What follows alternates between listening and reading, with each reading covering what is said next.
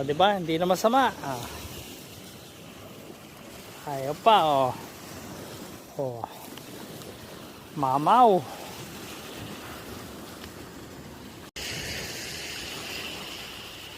Ayan, oh. Lalaki, oh. Oh. Ayan, tinatawag na, ano, night fishing. Oh, yun, oh. Ayan mo, 3 mamaw ang nahuli na. So, ito na ang resulta ng aming night fishing. Ayan. So, mahigit na 1 oras. So, nakahuli kami ng 5 piraso. Wow, lalaki, oh. So, libre na ang pangulam. Yung sinasabing pag may tiyaga,